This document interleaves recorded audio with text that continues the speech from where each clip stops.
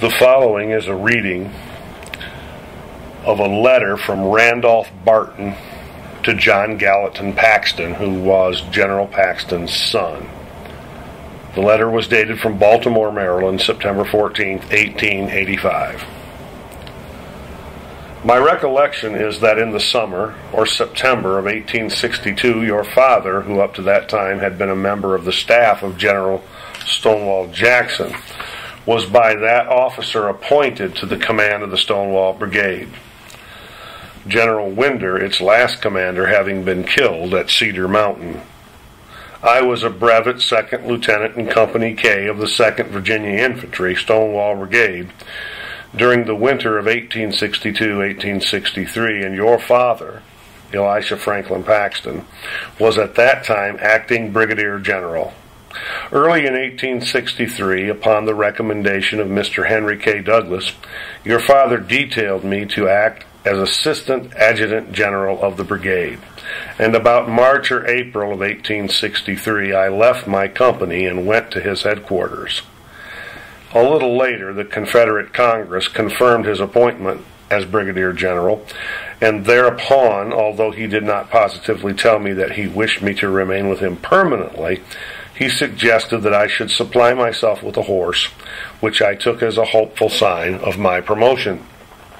My impressions are not clear at this length of time as to your father's religious life during the period immediately preceding the opening of the campaign of 1863, but I am sure he daily read his Bible, and on Sunday went to the brigade's religious services held in a large log house, in which I remember distinctly to have seen General Jackson also with great regularity. On the afternoon of May 2nd, 1863, at about 3 o'clock, General Jackson's command completed the flank movement which placed him in Hooker's rear. Your father's brigade brought up the rear of the column, and as it emerged from the dense pine forest and blinding dust upon the plank road leading from Orange C.H. to Chancellorsville and Fredericksburg, General Jackson halted it, allowed the rest of the column to go on, and for some moments, seated on a fallen log back in the woods, engaged your father, Elisha Franklin Paxton, in earnest conversation.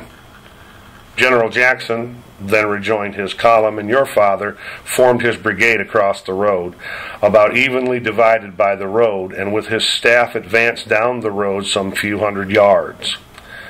After a while, firing commenced on the left, and one of us was dispatched by your father, Elisha Franklin Paxton, to bring up the brigade in line of battle, which was done, and by nightfall we had resumed our position at the right of General Jackson's line.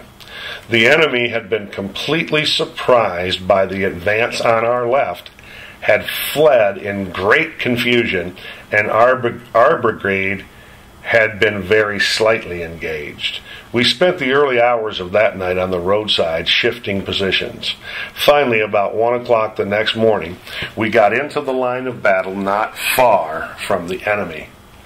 Our rest was constantly broken by volleys of musketry, and we all knew that daybreak would usher in an awful conflict.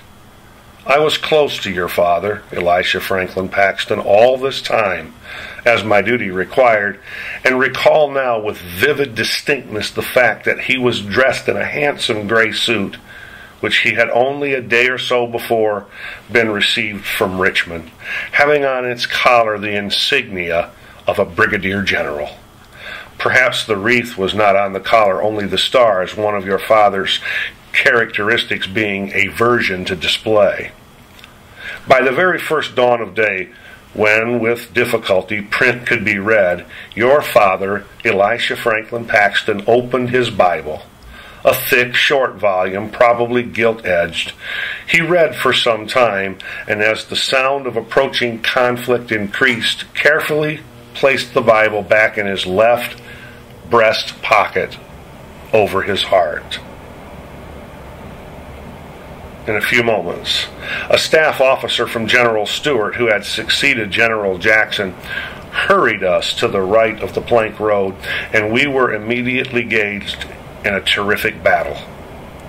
Our brigade had faced the enemy and were slowly advancing, firing as they advanced.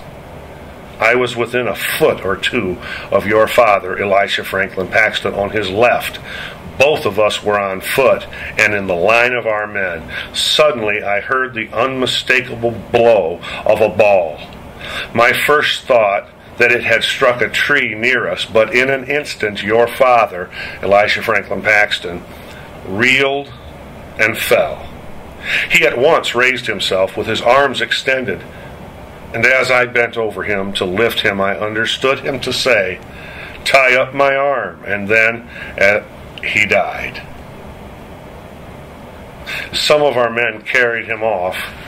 After a while, being severely wounded myself, I went back, passing his body in an ambulance.